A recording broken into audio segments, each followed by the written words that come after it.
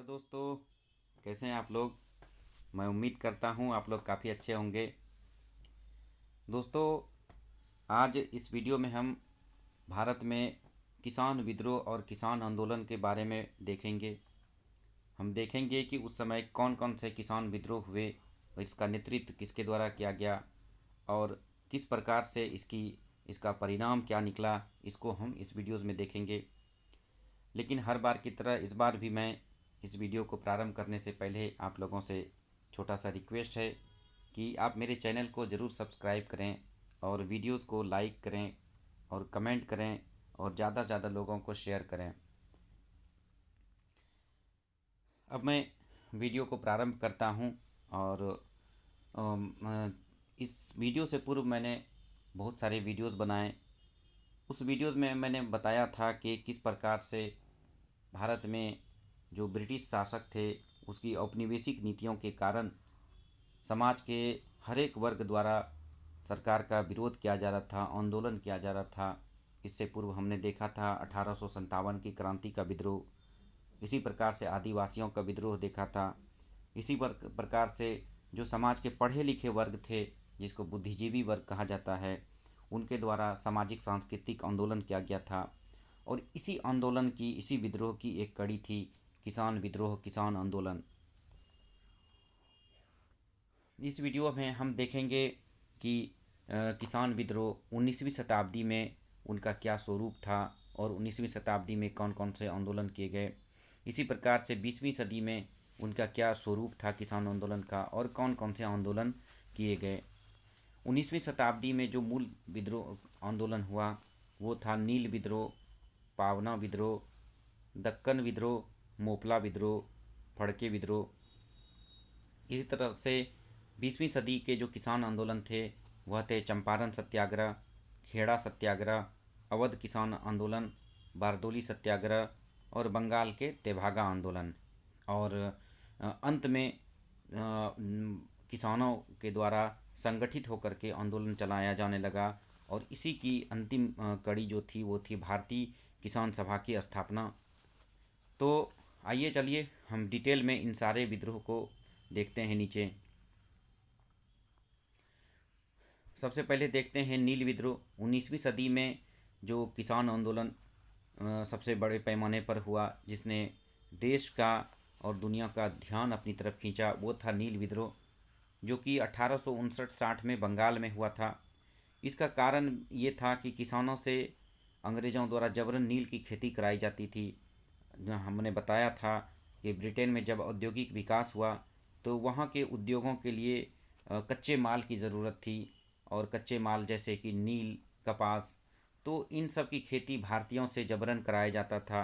वो भारतीय किसान जो कि दो वक्त की भोजन के लिए अपने लिए खाद्यान्न उपजाना चाहते थे, उनसे नील की खेती कराई जाती थी। और वो भी बिल्कुल ही उनकी मर्जी के विरुद्ध और ब्रिटिश सरकार द्वारा अपनी शर्तों पर करवाया जाता था। स्वाभाविक था कि इस तरह की नीतियों का विरोध किया जाना इसका स्वाभाविक था। और इसी कारण से यहाँ के जो बंगाल के जो किसान थे, इनके द्वारा नील उपजाने से मना कर दिया गया। इस विद्रोह को नेतृत्व प्रदान किया गया था स्थानीय जो नेता थे दिगंबर विश्वास और विष्णु विश्वास द्वारा। इस विद्रोह को वहाँ के जो बंगाल के जो बुद्धिजीवी वर्ग थे, पत्रकार थे, उनका भी सहयोग मिला। हरीश चंद्र मुखर्जी ने जो पत्रकार थे उनके द्वारा अपनी पत्र हिंदू पैट्रियोट में और दीन बंधु मित्र द्वारा अपनी पुस्तक नील दर्पण में नील विद्रोह के पक्ष में समर्थन में प्रकाशन किया। अंत में सरकार का ध्यान भी इस तरफ खींचा और सरकार द्वारा नील आयोग का गठन किया गया। और आयोग की अनुशंसा के आलोक में किसानों से जबरन नील की खेती कराने पर प्रतिबंध लगा दिया गया था। इस प्रकार से यह भारत का पहला सफल किसान आंदोलन कहा जा सकता है। अगला विद्रोह भी बंगाल में ही हुआ, पावना विद्रोह जिसको कहा जाता है। यह 1873 से 76 के बीच में बंगाल में हुआ था, बंगाल के किसानों द्वारा किया गया था। इसका कारण था ज़मींदारों द्वारा लगान की वृद्धि और बड़े पैमाने पर किसानों का शोषण। इसके नेता थे ईशान चंद्र राय और शंभूपाल। इस जो विद्रोह थी, इस विद्रोह की एक बहुत ही विशेष इसका स्वरूप था, विशेष नेचर था। विशेष नेचर ये था कि इसमें विद्रोह केवल जमींदारों के विरोध विरुद्ध था, और इसमें हिंसा के बजाय कानूनी लड़ाई लड़ा गया था। और यहाँ तक कि जो अंग्रेज गवर्नर उस समय थे कैंपबेल, उसके द्वारा भी इस विद्रोह का समर्थन किया गया था। इस विद्रोह की और एक और जो विशेष बात है वो थी कि सांप्रदायिक सद्भाव, हिंदू मुस्लिम के द्वारा आपस में सांप्रदायिक सौहार्द बना करके आपस में मिलजुल करके इस विद्रोह में भागीदारी की गई थी। और नील विद्रोह की तरह पावना विद्रोह को भी बंगाल के बुद्धिजीवियों का समर्थन मिला, जैसे बंकिम चंद्र चटर्जी द्वारा, रोमेश चंद्र दत्त द्वारा, सुरेंद्र नाथ बनर्जी के द्वारा, जो उस समय के चोटी के स्तर के नेता थे, उनके द्वारा भी इस विद्रोह का समर्थन किया गया था। कि पावना विद्रोह की एक और विशेषता ये थी कि यह चाहते थे कि जमींदारों का, साहूकारों का प्रभाव कम हो, केवल जो ब्रिटेन है, ब्रिटेन के जो राजा है, जो महारानी है, उनसे उनका डायरेक्ट संपर्क हो। और इसीलिए उनके द्वारा नारा दिया गया था कि हमें सिर्फ और सिर्फ महारानी की रैयत बन करके रहना है, ना ही कि बिचौलियों का, जमींदारों का, साहूकारों का रैयत बनना है। तो एक तरह से ये एक नया प्रयोग था पावना विद्रोह किसानों का। इसी तरह से दक्कन के क्षेत्र में भी विद्रोह हुआ। 1874-75 में दक्कन में विद्रोह हुआ। हमने बताया था जब भू राजस्व लगान व्यवस्था पिछले वीडियोस में पढ़ाया था, तो बताया था किस प्रकार से दक्कन के क्षेत्र में रैयतवाड़ी व्यवस्था लागू की गई थी, लेकिन इसमें लगान की दर काफ़ी ऊंची थी। ऊंची लगान दर को चुकाने के लिए किसानों को साहूकारों से ऋण तक लेना पड़ता था। साहूकारों से ऋण लेने के कारण एक तरह से किसान ऋण जाल में फंस जाते थे। साहूकार कभी भी जो है साफ़ सुथरे ढंग से हिसाब नहीं रखते थे, और हमेशा वो अपने हिसाब में फेर करके फर्जी फेक तरीके से हिसाब करके किसानों को कभी भी ऋण से बाहर नहीं निकलने देते थे। एक तरह से किसान ऋण जाल में फंस जाते थे। तो इसी के विरोध में महाराष्ट्र और अहमदनगर के क्षेत्र में किसानों का ऋण देने वाले साहूकारों के विरुद्ध विद्रोह हुआ था, यह दक्कन विद्रोह। इसका कारण हमने बताया कि रैयतवाड़ी भू लगान व्यवस्था के कारण लगान की दर में जो 50% तक वृद्धि कर दी गई थी, और लगान अदायगी के लिए ऋण लेना पड़ता था, और समय पर ऋण न चुकाने पर खेत और घर पर भी कब्जा कर लेता था। इन महाजनों के विरोध में ही यह आंदोलन हुआ था। इस आंदोलन की, इस विद्रोह की विशेषता यह थी कि किसानों द्वारा साहूकारों के ऋण के जो दस्तावेज थे उसको नष्ट किया जाता था, उसको जला दिया जाता था, और जो साहूकार थे उनका सामाजिक बहिष्कार किया जाता था। सामाजिक बहिष्कार का मतलब ये हो गया कि जो समाज में जो विभिन्न वर्ग के लोग थे, जो विभिन्न प्रकार की सेवाएं देते थे, जैसे कि नाई हो गया, जैसे कि धोबी हो गया, इन सब के द्वारा, इनकी से मोची हो गया, इन सब के द्वारा साहूकारों का कि यहाँ काम करना, साहूकारों के यहाँ अपनी सेवा देने से मना कर दिया गया था।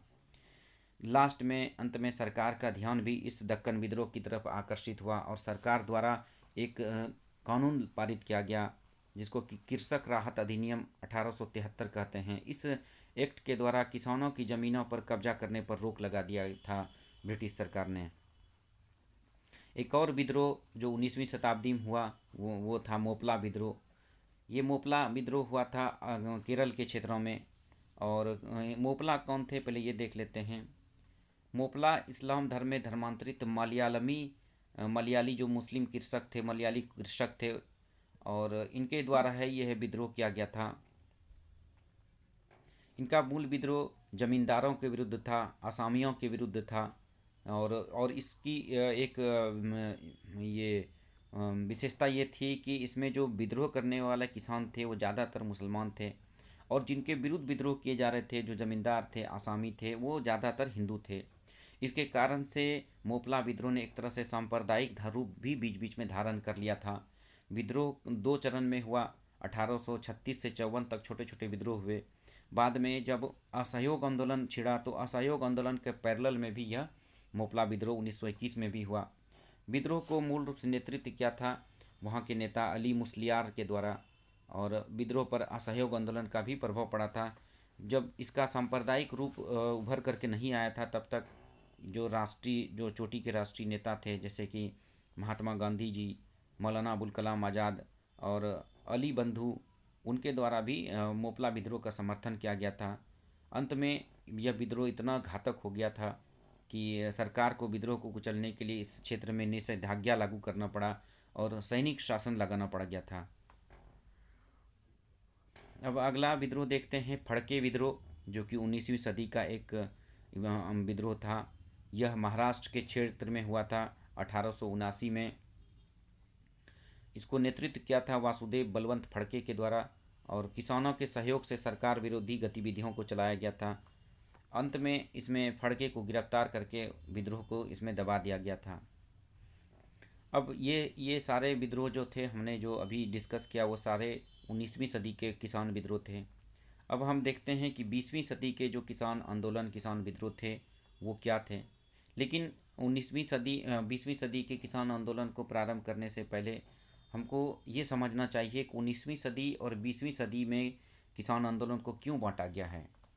आखिर क्या उसके दोनों के नेचर में, दोनों में क्या डिफरेंसेस थे जो कि 19वीं शताब्दी और 20वीं शताब्दी में किसान आंदोलन को बांटा गया है। तो इसका अंतर ये था कि दोनों जो आंदोलन थे, दोनों सदी का आंदोलन, उसके नेचर में, उनके स्वरूप में बहुत अंतर था। स्वरूप मतलब हो गया कि दोनों की लड़ाई के तरीके और दोनों की लड़ाई के उद्देश्य जो थे, संघर्ष के जो उद्देश्य थे, उसमें अंतर था। क्या लड़ाई के तरीके में अंतर थे?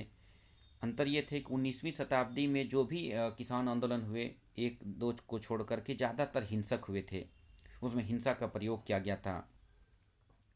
जबकि 20वीं सदी के जो किसान आंदोलन थे वो शांतिपूर्ण तरीके से किए गए थे। उसमें गांधीवादी जो कार्यक्रम थे, भूख हड़ताल, सत्याग्रह, इसका प्रयोग किया गया था। इसी तरह से 19वीं सदी के जो आंदोलन का जो उद्देश्य था और 20वीं सदी के जो आंदोलन का उद्देश्य था, उसमें भी मूलभूत अंतर था।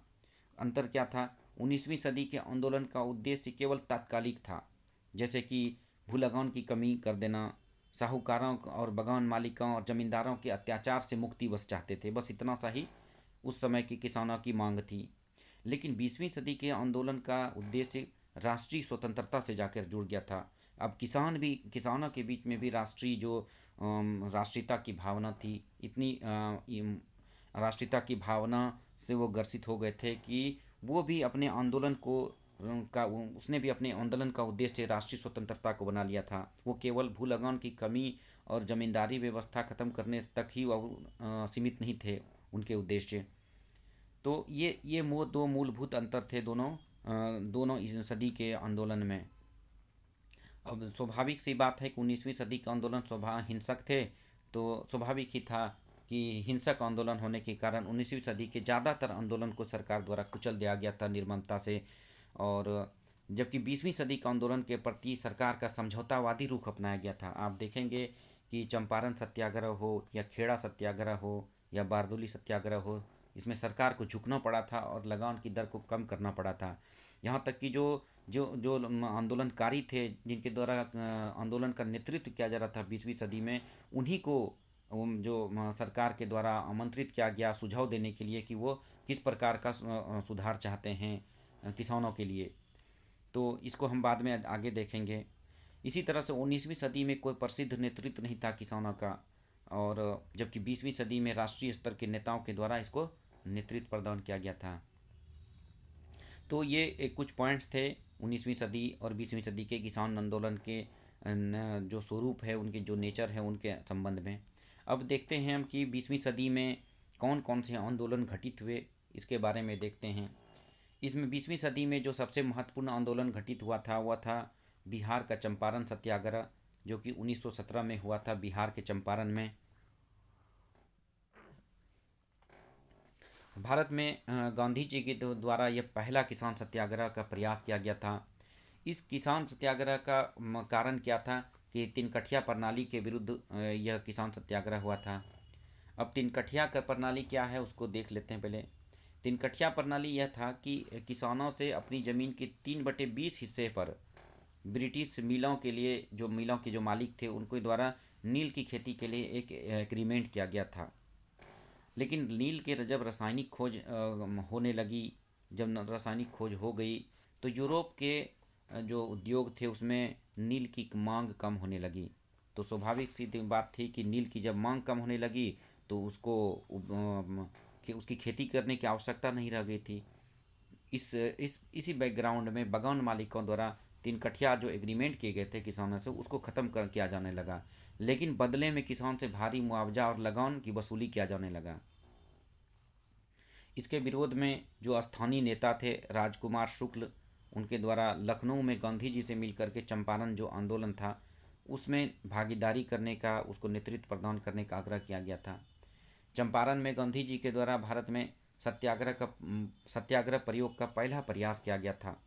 गांधी जी का इतना उस समय ऑरा था, इतना प्रभाव था, वो उस समय दक्षिण अफ्रीका में बहुत बड़े बड़े आंदोलन और विद्रोह को नेतृत्व करके आए थे। इसलिए अंग्रेज पहले से इससे परिचित थे कि अगर गांधी जी सत्याग्रह करेंगे तो वो किसान सारे उसके पीछे जा कर के खड़े हो जाएंगे।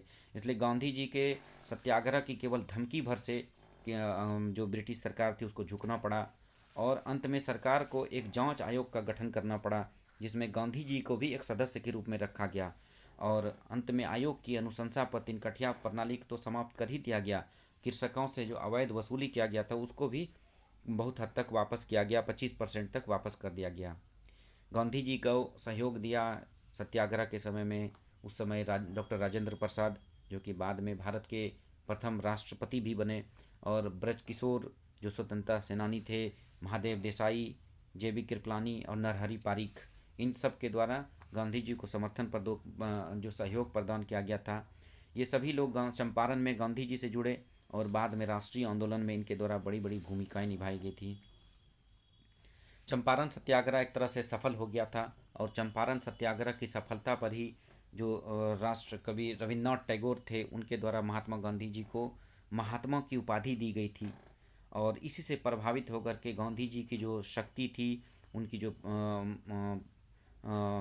पावर थी, उससे प्रभावित होकर के एक अंग्रेज जूडिथ ब्राउन ने पुस्तक लिखी थी, Gandhi rise to the power. तो ये सारी घटनाक्रम चंपारण सत्याग्रह के समय घटित हुए थे। इसी तरह से 1918 में बाद में गुजरात के खेड़ा में भी किसानों का सत्याग्रह हुआ, जिसको कि खेड़ा सत्याग्रह कहा जाता है। इसका कारण क्या था? यहाँ पर जैसे वहाँ पर नील का, चंपारण में नील की खेती उसके बैकग्राउंड में विद्रोह का कारण था, तो यहाँ पर खेड़ा में कारण था कपास लगान की बढ़ी हुई लगान दर के विरुद्ध खेड़ा सत्याग्रह हुआ था। सबसे बड़ी बात थी कि फसल जो थी किसानों की वो खराब हो गई थी, क्षतिग्रस्त हो गई थी। उसके बाद भी सरकार द्वारा लगान की दर में वृद्धि कर दी गई थी। इस स्वाभाविक सी बात थी कि इसका विरोध होना तय था। इसका नेतृत्व गांधी जी के द्वारा और सरदार पटेल के द्वारा इसका सत्याग्रह संपन्न हुआ इसके विरोध में, और सरकार को झुकना पड़ा और लगान की बढ़ी हुई दर को वापस लेना पड़ा। और गांधी जी का यह पहला सफल किसान सत्याग्रह था। इसमें वास्तव में गांधी जी के द्वारा सत्याग्रह किया गया था। दोस्तों, यहाँ पर गांधी जी के आंदोलन के संदर्भ में हम बाद में देखेंगे कि सत्याग्रह क्या होता है, लेकिन एक छोटा सा परिचय दे देना चाहता हूँ क्योंकि इस शब्द का बार बार प्रयोग हो रहा है। सत्याग्रह गांधी जी का एक नया तरीका था संघर्ष का। हिंसा के बजाय गांधी जी ने सत्याग्रह को अपना रास्ता बनाया। सत्याग्रह का मतलब होता है सत्य प्लस आग्रह, यानी कि सत्य के लिए आग्रह करना। इसके अंदर जो कार्यक्रम थे वो थे भूख हड़ताल करना, जेल भरो आंदोलन करना, इस तरह के मतलब कि शांतिपूर्ण तरीके से दबाव डालने की जो रणनीति थी उसी को सत्याग्रह कहा जाता है। जैसे कि हिंसा के माध्यम से जो दबाव डाला जाता है उसके विपरीत सत्याग्रह में एक तरह से शांतिपूर्ण तरीके से जो भी कार्यक्रम हैं, चाहे वो भूख हड़ताल हो, जेल भरो आंदोलन हो, पैदल मार्च हो, इन सब के द्वारा एक तरह सरकार पर दबाव बनाया जाता है। ये एक रणनीति थी लड़ने की महात्मा गांधी जी की। इसके बारे में हम आगे जब गांधी जी पीरियड पढ़ाएंगे, गांधी आंदोलन पढ़ाएंगे, तब उसमें अलग से इसको डिटेल में हम इसको कवर करेंगे। तो ये इस प्रकार से यह खेड़ा सत्याग्रह था। इसी तरह से बारदोली में भी, गुजरात के बारदोली में 1928 में गुजरात के बारदोली में इसका खेड़ा बारदोली सत्याग्रह हुआ था, और इसको नेतृत्व प्रदान किया गया था सरदार पटेल के द्वारा। और यहाँ पर कारण ये था कि कपास की कीमत गिरने के बाद भी लगान की दर में वृद्धि कर दी गई थी सरकार के द्वारा। मतलब एक तरह से खेड़ा विद्रोह और बारदोली विद्रोह का जो मूल कारण यही था कि कीमत गिरने के बावजूद, फसल क्षति होने के बावजूद लगान की दर में सरकार के द्वारा वृद्धि की गई थी। कृषकों के साथ साथ इसमें जनजाति वर्ग के जो लोग थे गुजरात के, जिसको काली पराग जनजाति कहा जाता है, उनके द्वारा भी इसमें भागीदारी दी गई थी। इस सत्याग्रह की एक सबसे बड़ी खूबसूरती ये थी कि इसमें कृषकों द्वारा गीता और कुरान पर हाथ रख कर सरकार को लगान अदा नहीं करने का शपथ लिया गया था, और इसके कारण सरकार को लास्ट में झुकना पड़ा और जांच आयोग का गठन करना पड़ा, एक जो अंग्रेज अधिकारी मैक्सवेल और ब्रूमफील्ड की अध्यक्षता में। और आयोग की अनुशंसा पर लगान वृद्धि को के जो आदेश थे उनको वापस लेना पड़ा सरकार को। अंत में इस आंदोलन की सफलता पर जो सरदार वल्लभ भाई पटेल थे उनको महात्मा गांधी जी द्वारा सरदार की उपाधि दी गई थी। तो बारदोली सत्याग्रह भी शांतिपूर्ण तरीके से संपन्न हुआ और सफल रहा। इसी तरह से उत्तर प्रदेश में अवध किसान आंदोलन चल रहा था। अवध में किसानों द्वारा संगठन बना करके आंदोलन किया जा रहा था। जैसे कि 1918 में अवध में उत्तर प्रदेश किसान सभा का गठन किया गया। इसी तरह से 1920 में अवध किसान सभा का गठन किया गया था। इस संगठन के द्वारा नाई धोबी आंदोलन, एका आंदोलन जैसे आंदोलन चलाए गए। अवध किसान आंदोलन का नेतृत्व जो प्रमुख से रूप से किया जा रहा था वो बाबा रामचंद्र देव के द्वारा और जवाहरलाल नेहरू के द्वारा किया जा रहा था। इसी तरह से हम देखते हैं बंगाल में भी आंदोलन हुआ था। बंगाल के आंदोलन को तेभागा आंदोलन कहा गया है। यह आंदोलन क्या था? तेभागा आंदोलन देख लेते हैं। जो उपज की एक तिहाई, तेभागा मतलब एक तिहाई, उपज की एक तिहाई की मांग को लेकर जोतेदारों के विरुद्ध बटाईदारों का आंदोलन था। अब जोतेदार कौन थे और बटाईदार कौन थे ये देखना होगा। जोतेदार एक तरह से धनी किसान थे जो कि जमींदारों के अधीन रहते हुए भी वह एक तरह से जमींदार के ही पावर में रहते थे। जमींदार से कम शक्तिशाली थे, लेकिन वह आम जो किसान थे उससे ज़्यादा शक्तिशाली थे और जमींदार की ही तरह एक भूमिका निभाती थे लगान वसूल करने का। और जबकि बटाईदार किसान वो थे जो कि किसी दूसरे व्यक्ति के यानी कि जोतेदार के ज़मीन पर खेती करते थे और उसके फसल का कुछ हिस्सा प्राप्त करते थे। इस आंदोलन का के पीछे बटाईदारों का मांग था ये था कि वो जो उपजाते हैं उस उपज में से उसको एक तिहाई हिस्सा दिया जाए। इसका नेतृत्व प्रदान किया था कंपाराम और भवन सिंह के द्वारा। तो ये बंगाल का जो तेभागा आंदोलन था वह आज़ादी की लड़ाई तक भी चलता रहा और स्वतंत्रता के बाद तक भी यह आंदोलन चलता रहा था। इसी तरह से और छोटे छोटे आंदोलन हुए, जैसे कि चौकीदारी कर के विरोध में बंगाल और बिहार में आंदोलन हुआ था। तो इस प्रकार से हमने देखा कि किस प्रकार से ये इस पर जो 20वीं सदी में जो आंदोलन हुए किसानों के देश के अलग अलग हिस्से में, उसको हमने देखा। अब हम देखते हैं कि भारत में किसानों को संगठित करने के लिए किस प्रकार से किसान सभा की स्थापना हुई, उसको हम देख लेते हैं। सबसे पहले 1900 अवध के बारे में हमने बता दिया कि अवध में किस प्रकार से अवध किसान सभा की स्थापना हुई, और इसी तरह से उससे पहले उत्तर प्रदेश किसान सभा की स्थापना हुई। इसी तरह से आंध्र प्रदेश में भी किसान सभा की स्थापना 1928 में हुई, और बिहार में किसान सभा की स्थापना 1929 में स्वामी सहजानंद सरस्वती द्वारा किया गया। इसी तरह से उड़ीसा में उत्कल प्रांतीय सभा, जिसको कि उत्कल प्रांतीय किसान सभा भी कह सकते हैं, उसकी स्थापना हुई। बंगाल में 1929 में कृषक प्रजा पार्टी की स्थापना की गई फजलुल हक के द्वारा।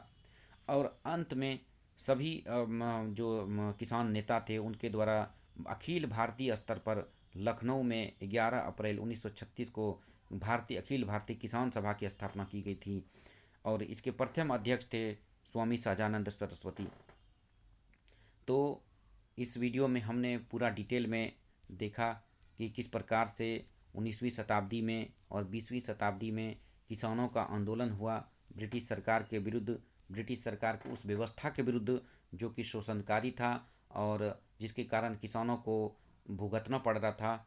19वीं शताब्दी के आंदोलन हिंसक थे जिसको सरकार के द्वारा कुचल दिया गया, और 20वीं शताब्दी का आंदोलन शांतिपूर्ण सत्याग्रह पर आधारित थे जिसके प्रति ब्रिटिश सरकार को नरम रुख अपनाना पड़ा और कई सारे सुधार करने पड़े, कई सारे इनिशिएटिव लेने पड़े ब्रिटिश सरकार को। हालांकि वो नाकाफ़ी थे, लेकिन फिर भी तात्कालिक रूप से यह एक जीत थी जो उस समय के किसान आंदोलन थे, किसान आंदोलन के नेता थे। तो आज के लिए इस वीडियो में फिर इतना ही। फिर मिलते हैं अगले एपिसोड में हम। और लेकिन जाते जाते आप सभी लोगों से, आप सभी मित्रों से अनुरोध है कि मेरे चैनल को ज़रूर सब्सक्राइब करें और वीडियोस को लाइक करें, शेयर करें, अधिक से अधिक लोगों को शेयर करें। अपना कमेंट फीडबैक में ज़रूर बताएं। हम जो इस वीडियोस को तैयार कर रहे हैं, ये वीडियो काफ़ी इसमें मटेरियल जो आधुनिक भारत के जो मटेरियल्स काफ़ी बिखरे पड़े हैं, उन सब को एक सूत्र में पिरो करके एक वीडियोस में हम इसको समाहित करते हैं। और हम उम्मीद करते हैं कि आपको इससे बहुत फ़ायदा होगा। और साथ ही साथ मेरा जो एक्सपीरियंस है, उस एक्सपीरियंस के आधार पर हम दावा करते हैं कि आपके आधुनिक भारत के प्रश्न तो कभी भी आपके, इसको अगर अच्छे से आप सुनते हैं तो उसे 3 बार 4 बार, तो आपके प्रश्न कभी भी नहीं छूटेंगे। चाहे पीटी के क्वेश्चंस हो या मेंस के क्वेश्चंस हो, चाहे आपका एग्ज़ाम यूपीएससी का हो, बीपीएससी का हो, रेलवे का हो, या किसी भी चीज़ का हो जो उस स्टैंडर्ड का हो, उस सभी एग्ज़ाम में ये आपके काम आएंगे। तो दोस्तों, आज का वीडियो इतना ही। धन्यवाद। फिर मिलते हैं अगले दिन।